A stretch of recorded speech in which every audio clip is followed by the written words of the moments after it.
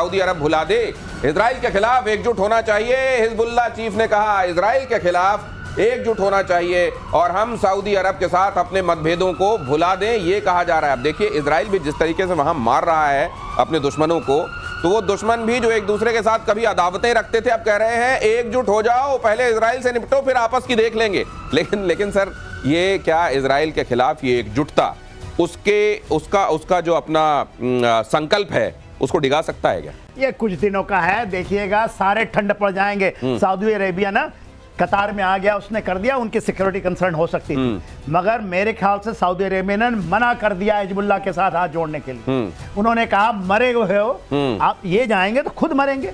अभी एर्दोगान थोड़ा सा उछल कूद रहे हैं, वो करते हैं कि हमास भी कोई आतंकवादी संगठन नहीं है, वो कहते हैं ये लोग तो रेजिस्टेंस फोर्स हैं, मगर उनका भी दिन आने वाला है, इजराइल नहीं छोड़ने वाला है इन लोगों को। और देखिए मेरा तो ये मानना है जो ये जिहादी फोर्सेस है दे मस्ट गो, जो 3 H's हैं, अदरवाइज दुनिया के लिए हमारे लिए भी बुरा समय आएगा यदि ये नहीं जाते हैं। तो वो हमारी लड़ाई लड़ रहा है और वही लोगों की लड़ाई जो कट्टरता के अगेंस्ट में पूरे विश्व के लिए बेड़ा उठाया हुआ है। अरे ही देखिए ये फ्रांस यूके जो आ रहे हैं, जो बातें करते हैं, वो अपनी रोटियां सेक रहे हैं, हिम्मत नहीं है कि इनको रोक ले किसी तरह। इजराइल तो करेगा, मेरा ऐसा मानना है, क्योंकि वो डिटरमिन्ड है।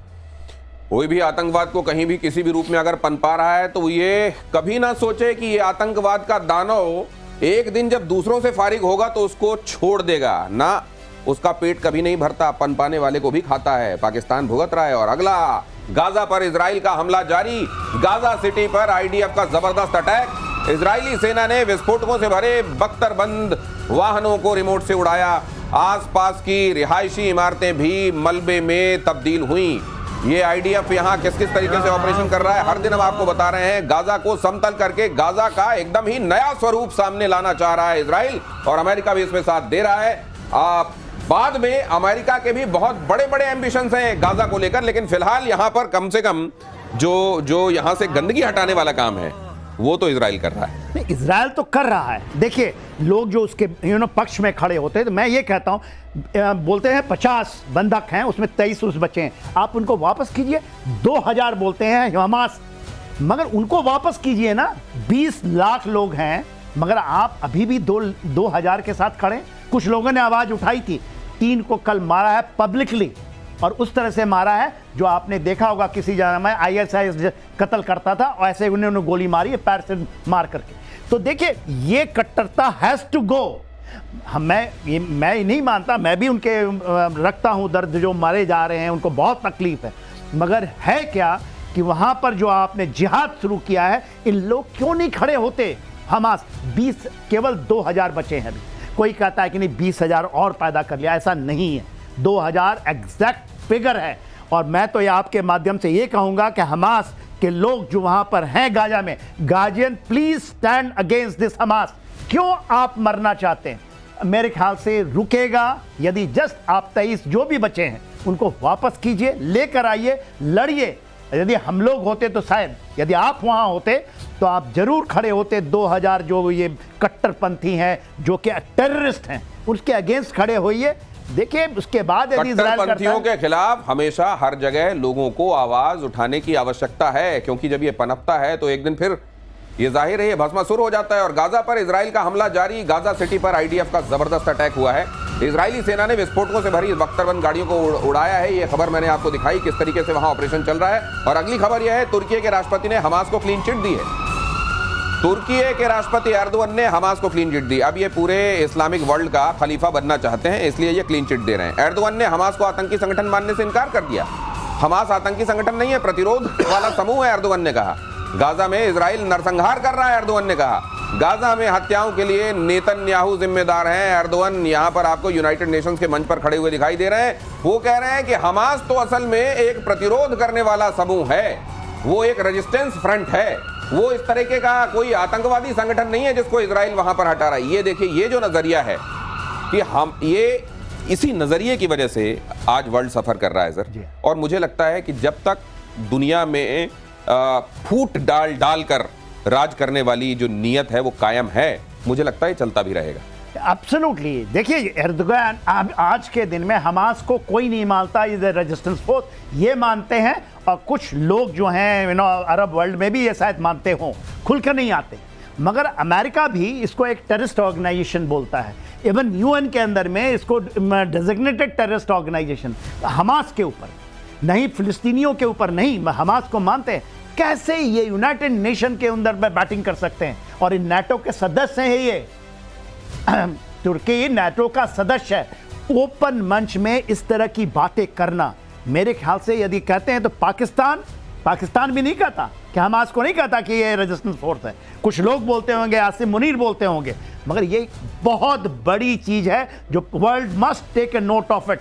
नेक्स्ट ये देखिएगा बमबारी। कमोडोर बैल, स्वागत है आपका। हाँ, बहुत स्वागत है। आपने इतने हैवी ट्रैफिक के बावजूद शो में पहुंचना था तो पहुंचना था। क्या बात है, भागते दौड़ते आप आए। एयरफोर्स और वाले अगली खबर भागते दौड़ते मैं आपको बता देता हूं, फिलिस्तीन पर मैक्रो ने ट्रंप को दिया झटका। यूनाइटेड नेशन जनरल असेंबली में फिलिस्तीन को मान्यता देने का ऐलान। ब्रिटेन कनाडा के ऐलान के बाद फ्रांस का बड़ा फैसला। नेतन्याहू ने फिलिस्तीन की मान्यता का विरोध किया। तो ये सतत रूप से ये एक पैरेलल कॉन्फ्लिक्ट भी चल रहा है, जहां पर कई देश ऐसे हैं जो फिलिस्तीन के संदर्भ में सामने आए हैं और उन्होंने कहा कि हम इसको मान्यता देते हैं। मैक्रो ने ट्रंप को झटका दिया है इस मामले में। यूनाइटेड नेशन जनरल असेंबली में फिलिस्तीन को मान्यता देने का ऐलान किया है। ब्रिटेन कनाडा के ऐलान के बाद फ्रांस का बड़ा फैसला। नेतन्याहू ने फिलिस्तीन की मान्यता का विरोध किया है। अब ये जो चल रहा है sir United nation general assembly में, इसका असल में ऑन ग्राउंड हासिल क्या है? देखिए, ऑन ग्राउंड हासिल तो कुछ खास होने वाला नहीं है, क्योंकि मेन रीजन क्या है, चाहे वो 147 हो 151 देश हो, ये एक डिप्लोमेटिक प्रेशर है। लेकिन नेतन्याहू ने जो करता है, क्या उसको ट्रंप को बता के करता है? ट्रंप को ना भी बताए, जैसे उन्होंने कतर पे अटैक किया, जो कि एलाय है उनका, स्ट्रॉन्ग एलाय, उनका बहुत बड़ा बेस है, तो क्या उसने परमिशन ली थी? ट्रंप कहता है कि मुझे तो पता भी नहीं था, मैं तो सुत्ती पई सी, पंजाबी में बोलते हैं ना, मैं तो सोया हुआ था। तो कहीं ना कहीं अगर ये नेतन्याहू फिर भी अटैक करते हैं, हमले करते हैं, इनको बैकिंग है। 1/3 फंडिंग जो आती है ट्रंप की, वो आती है ज्यूस से, और 1/3 आती है मिलिट्री इंडस्ट्रियल कॉम्प्लेक्स से। दोनों को दोनों चाहते हैं कि इस प्रॉब्लम को एक बारी में ही रिजॉल्व कर दिया जाए। तो कहीं ना कहीं ये कहने के लिए बहुत अच्छा है। ये भी अपने डोमेस्टिक ऑडियंसेस को बता रहे हैं कि देखो, हमने तो पूरी कोशिश की थी, क्योंकि राइट्स चल रहे हैं कई जगह पे, इटली में चल रहे हैं और दूसरे यूरोपियन देश में। मैंने खुद देखा एक्चुअली वहां पे प्रोटेस्ट यूरोप के अंदर कैसे चल रहे हैं, लेकिन उन प्रोटेस्ट का फायदा क्या है जो ऑन द ग्राउंड कुछ कर नहीं पा रहे। तो मतलब ये कल वाले दिन में अगर ये पूछा जाता है कि आप किधर खड़े हुए थे, तो सिर्फ ये बता सकें कि देखो हमने तो ये कह दिया था। और ताकि वक्त पढ़ने पर सनद रहे वाली जो बात होती है जनरल सिन्हा, एक चीज कह रहे हैं, आज 12:30 बजे जो इनकी मीटिंग है ट्रंप के साथ मुस्लिम देशों की, जिसमें पाकिस्तान ने भी अपने आप को डाल दिया है, उस मीटिंग का ज्यादा इंपॉर्टेंस है। अच्छा, लेकिन ट्रंप क्या अपने उस दायरे से बाहर निकल पड़ेंगे डीप स्टेट के? ये बहुत बड़ा क्वेश्चन। क्या ट्रंप अपने डीप स्टेट के प्रेशर से बाहर आकर कुछ कहते हुए दिखाई देंगे, या असल में एक बार फिर उसी के छाया में रहते हुए ट्रंप का कद छोटा दिखाई देगा? इसका इंतजार दुनिया कर रही है। वो बोलेंगे तो क्या बोलेंगे। लेकिन फिलिस्तीन को लेकर इटली में बवाल हुआ है। पीएम मेलोनी की नीतियों से लोग नाराज हैं। फिलिस्तीन को मान्यता देने की मांग हुई है। मिलान, रोम, वेनिस में हिंसक झड़पें हुई हैं। प्रदर्शनकारियों ने पुलिस पर पथराव किया है। हिंसक झड़प में 60 से ज्यादा पुलिस वाले घायल हुए हैं। जवाबी कार्रवाई में पुलिस ने आंसू गैस के गोले दागे हैं। जनरल सेना, मुझे ये लग रहा है वही शरणार्थी हैं ये, जिन्होंने वहां वैसे भी बवाल मचा रखा है और उनको इस बार एक बहाना मिला हुआ है। 100%। देखिए, जो मेलोनी है, ये मैं कहता हूँ एक प्रैग्मेटिक लीडर है। वो नहीं होते कि समय के साथ रोटी सेक लीजिए, जैसे मैक्रो साहब की है। आज मैक्रो की जो ट्रीटमेंट हुई है यूनाइटेड स्टेट्स अमेरिका में, अभी उसकी खबरें तो चली रही हैं। तो देखिए, ये जो है, और इनकी पब्लिक रेटिंग मालूम है 20